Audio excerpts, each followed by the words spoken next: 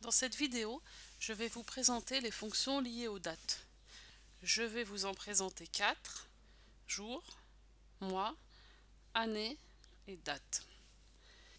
Ces fonctions vont nous intéresser quand on va vouloir modifier une date en rajoutant un mois ou une année à cette date.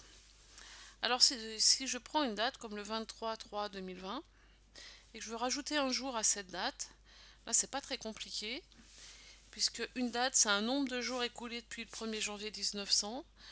Faire un jour de plus, eh bien on prend la date plus 1. Par contre, cette formule, en tout cas le principe de cette formule, on ne pourra pas l'appliquer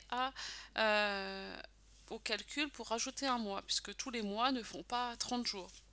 Donc je ne pourrais pas faire la date plus 30 ou la date plus 29 ou plus 31. Sinon ça ne marchera pas à tous les coups. Et c'est la même chose pour les années. Je ne vais pas faire une date plus 365 jours parce que ça ne marchera pas non plus toutes les années. Donc là, il va falloir que je combine des fonctions pour décomposer la date, rajouter une valeur à cette date, enfin à une des décompositions de la date, et reformer la date. Alors comment ça marche?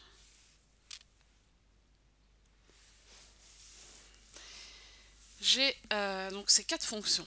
La première fonction, jour, avec une date à l'intérieur comme paramètre, renvoie le numéro du jour correspondant à la date mise en argument.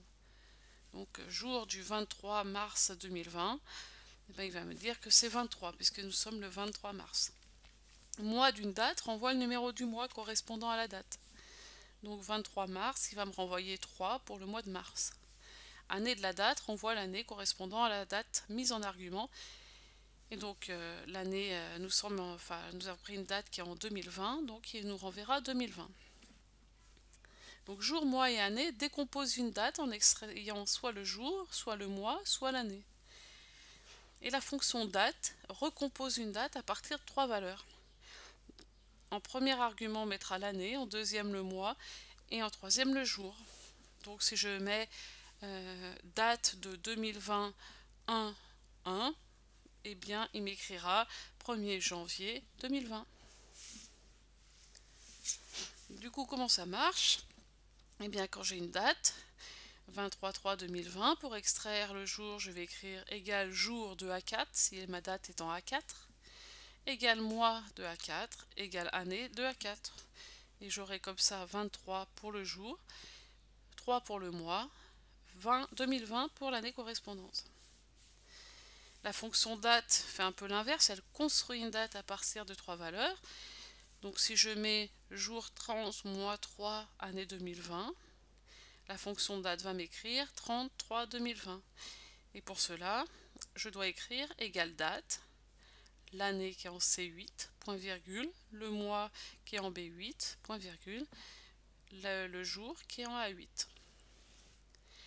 Ces fonctions peuvent être intéressantes en tant que telles, mais sont intéressantes combinées. Donc par exemple, si je veux rajouter un an à une date, il va falloir que je décompose la date initiale avec les fonctions année, mois et jour, et que je rajoute 1 à l'année. Donc là j'ai mis l'année de A12 plus 1.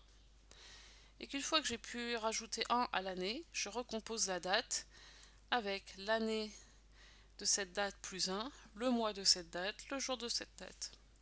On peut faire la même chose avec les mois, et cette fois-ci, c'est au mois qu'on rajoutera 1.